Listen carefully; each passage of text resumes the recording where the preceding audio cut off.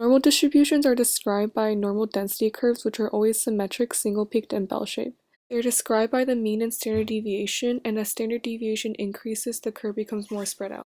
So when you do normal distribution calculations, you often use something called a z-score, which utilizes the idea of a standard normal curve where the standard deviation is 1 and the mean is 0.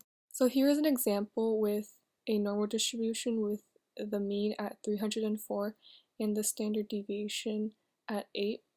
And here we have two graphs. One is just the normal distribution and the other one is the standard normal curve of that distribution. And let's say we want to know about the value 290 and how many standard deviations it is away from the mean.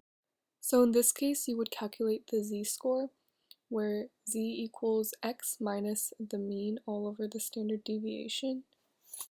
And using this example where we plug in 290 for x, 304 for the mean, and 8 for the standard deviation, we get that z is equal to negative 1.75, which means that 290 is 1.75 standard deviations less than the mean.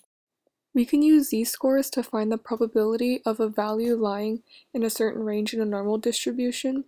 So let's use the same context as a previous example, and the question is find the probability that a value will be lower than 290. To solve this problem, we would need to use a table of standard normal probabilities, and it basically gives the area under the standard normal curve to the left of your z value. In this problem, z is equal to negative 1.75, and the corresponding area from the table is 0.0401. This picture shows the table and how we got to our answer. You can also use a calculator to do this problem. So here I'm using a TI Nspire CX, and first you go to the menu, and then you select Statistics, then you go to Distributions, and for this problem we want to use normal CDF. So for this problem, our lower bound is a negative number with a very large magnitude, and the upper bound is 290. The mean and standard deviation are given in the problem. And once you press OK, you get the answer. A tip on the AP exam is to always show your work even when you use a calculator to solve a problem. So here's another problem where it basically asks for the opposite of the previous problem.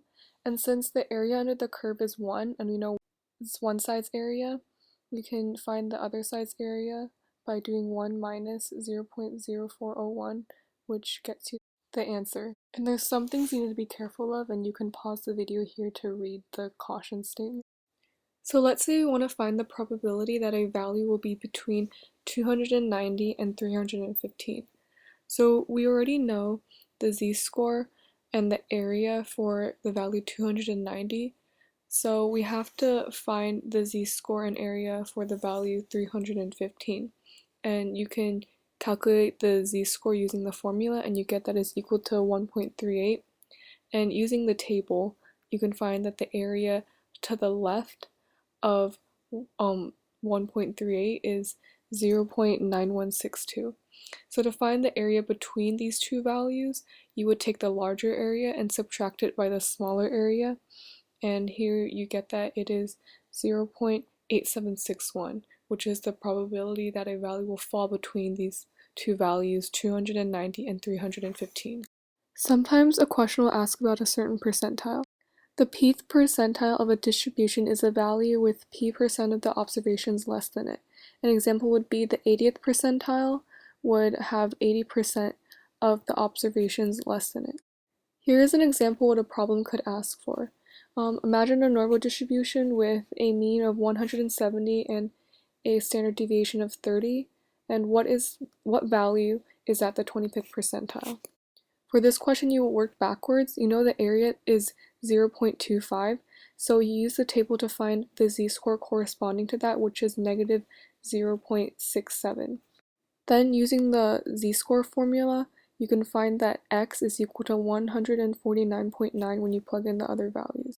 To use a calculator to solve the previous problem, you would use inverse normal instead of normal CDF, and then this window pops up. Plug in 0.25 as the area and the mean and standard deviation values, and you get approximately the same answer. Here are some past AP statistics FRQs that you can do for practice.